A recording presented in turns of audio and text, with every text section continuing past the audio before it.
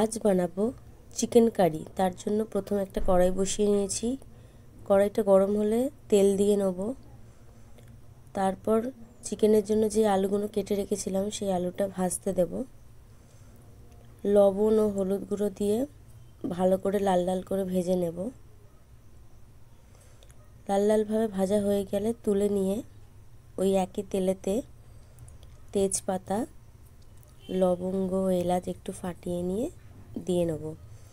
তারপর চিকেনের জন্য যে পেঁয়াজটা কেটে রেখেছিলাম সেটা দিয়ে ভালো করে ভেজে নেব যতক্ষণ না কাঁচা গন্ধটা চলে যায়। তারপর অন্যদিকে একটা আদা রসুনের পেস্ট ও টমেটো দিয়ে একটা পেস্ট করে রেখেছি সেটাকেও দিয়ে নেব। দিয়ে ভালো করে নাড়াচাড়া করে নেব যতক্ষণ না কাঁচা গন্ধগুলো চলে যায়।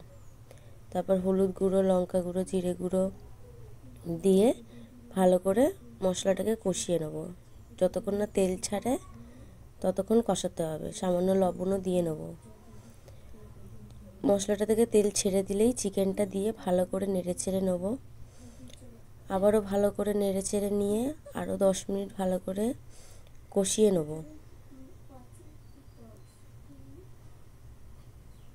10 মিনিট আরও চাপা দিয়ে রেখে ভালো করে কষিয়ে নিয়ে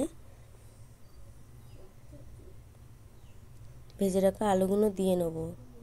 ভেজে রাখা আলুগুলো ভালো করে ওই চিকেনের সাথে ভালো করে মিশিয়ে নিয়ে তারপরে গরম জল, হালকা গরম জল হবে সেটা, চিকেনের মধ্যে দিয়ে নেব।